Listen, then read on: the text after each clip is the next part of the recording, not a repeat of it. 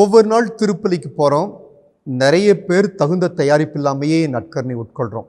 இது மிகப்பெரிய பாவம். திருச்சபை நம்முடைய இயலாமை யோசிக்கிறது. நாம் எல்லாம் பாவிக, ஒவ்வொரு நாளும் பாவம் செய்கிறோம் அப்படின்னு சொல்லிட்டு அதை யோசித்து திரு அவை இப்படி நமக்கு பதில் சொல்லுது.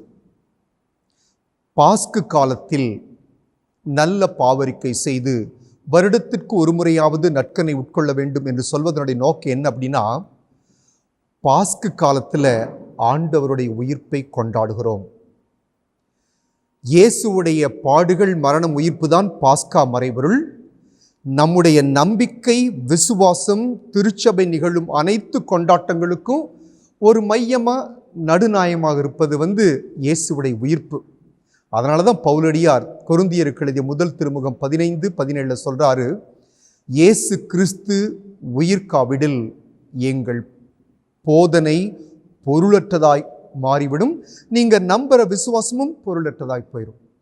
அப்போ பாஸ்கா காலத்தில் இயேசுவுடைய உயிர்ப்பை கொண்டாடுகிறோம். நம்ம நம்பிக்கையின் அடிப்படையவே இயேசுவுடைய உயிர்ப்பில் தான் இருக்குது.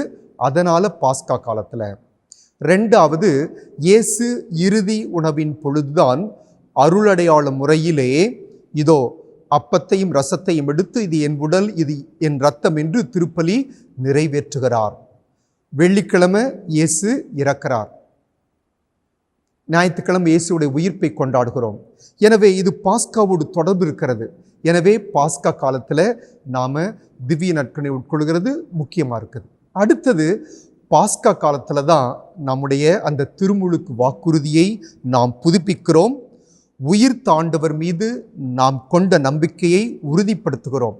எனவே பாஸ்கா காலத்தில் நல்ல பாவரிக்கை செய்து வருடத்துக்கு ஒரு முறையாவது நாம் நற்கருணை உட்கொள்ள வேண்டும் என்று போதிக்கிறது. ஆனால் ஒன்றை நாம் தெளிவாக எல்லாரும் புரிஞ்சுக்கணும், நற்கருணை நமக்கு ஆன்மீக உணவு, புனிதமாக்கும் அருளை கொடுக்குது. அதனால் எப்பப்பெல்லாம் வாய்ப்பு இருக்குதோ அப்பப்பெல்லாம் திருப்பலியில் பங்கெடுத்து அதற்கு முன்பாக நல்ல பாவரிக்கை செய்து நற்கருணையை உட்கொள்ள வேண்டும். அப்பொழுதுதான் ஆன்மீக வாழ்வில் வளர வேண்டும். நற்கருணையின் பாப்பரஸ் என்று அழைக்கப்பட்ட புனித 10ஆம் பத்திநாதர் ஒவ்வொரு நாள் திருப்பலியிலும் நற்கருணை உட்கொள்ளுங்கள் என்று அறிவுரை கூறுகிறார். எனவே முடிந்த அளவு நல்ல பாவரிக்கை செய்து தகுதியுள்ள வகையில் உட்கொண்டால் புனிதமாக்கும் அருள் நமக்கு கிடைக்கிறது.